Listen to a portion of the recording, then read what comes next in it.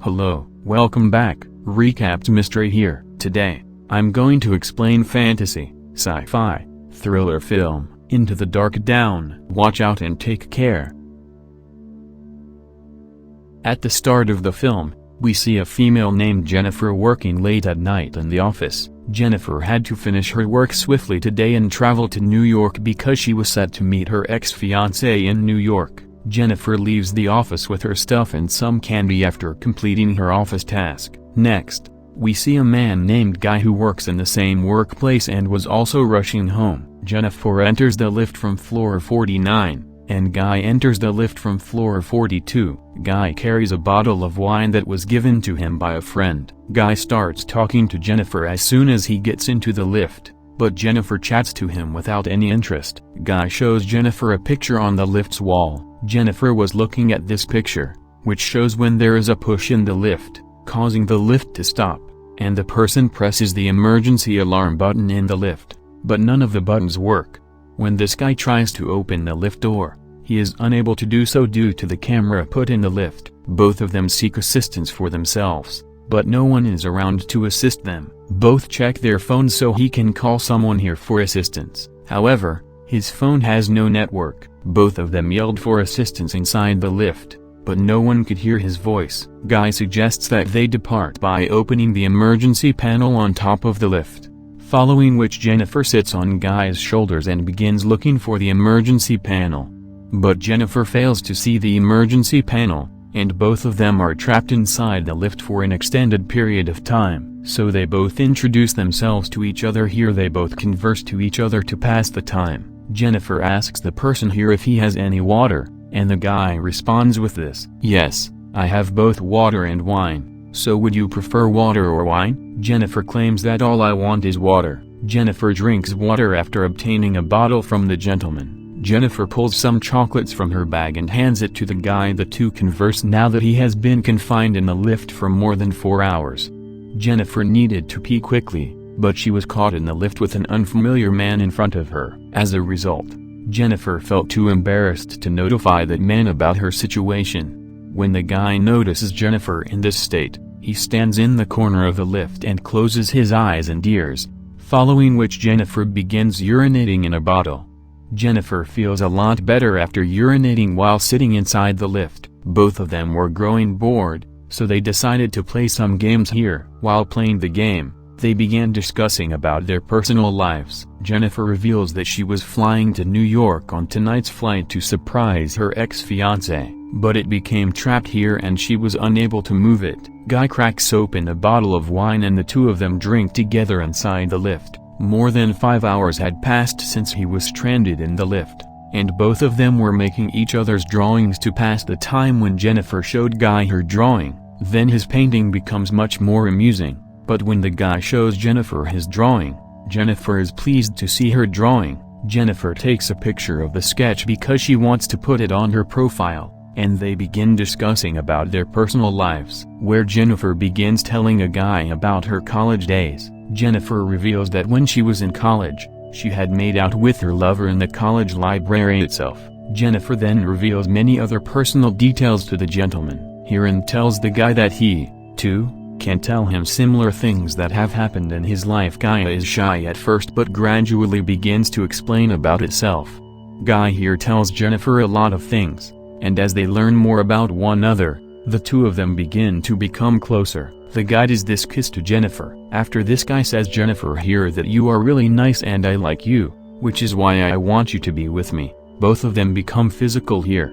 Jennifer informs him that what transpired between the two of us a short time ago was merely a means of passing the time and that she is not at all serious about it, because she still loves her ex-fiancé and was planning to visit him in New York, but it got trapped here by accident. After listening to Jennifer, Guy makes numerous attempts to persuade Jennifer that he loves her and that two of us should live together. Guy says, "Whatever happened to us today, I did it for you." Jennifer is taken aback by the man's statements. Guy tells Jennifer that their meeting in the elevator and being stuck in the lift for so long was not a coincidence since it was all planned.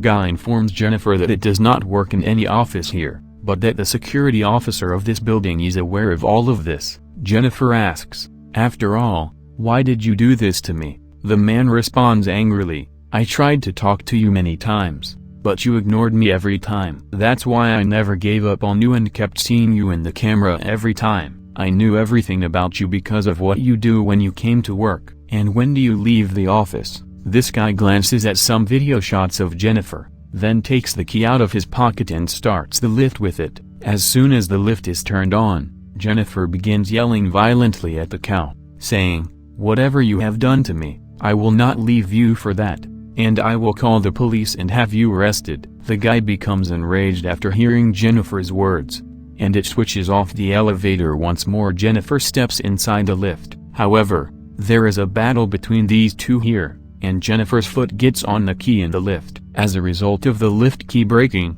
Jennifer smacks the guy in the face with her shoe. As a result of viewing the guy's condition, he falls down. Jennifer believes he killed it when she arrives to see the guy then smacks Jennifer's head on the lift floor. As a result, both of them go unconscious. The lift key was broken, which is why both of them are imprisoned here. When both of them come to their senses, the guy's behavior becomes bizarre, and he rants at Jennifer. Too much. Guy opens Jennifer's gift for his fiancée, takes off the shirt, and wears it here. Jennifer was terrified of the guy until he opened the emergency panel inside the lift. I'm going upstairs, says the guy, and I'll walk out and open the lift door for you. As a result, you will exit the lift, but Jennifer says, no, I will go up first because my weight is less than yours. That's why I'll pull you up by going up, and we'll both get out of here together. Guy agrees to Jennifer and places her on his shoulders before dropping her on the left. When Jennifer gets to the top of the lift, the guy says, now you pull me up quickly, but Jennifer does not sense she is very unhappy with him, and she left by showing her finger to the guy. Seeing this guy shouting at Jennifer a lot now, Jennifer starts walking towards the entrance from the steps constructed in the lift. The guy also emerges from the lift, and Jennifer unlocks the lift door and makes a sound. But the guy had also arrived, and he leaps down while clutching Jennifer, after which both of them fall in the lift and faint. When Jennifer regains consciousness, it burns various items within the elevator and smokes in the elevator so that the fire system in the lift may detect the smoke and notify the fire department.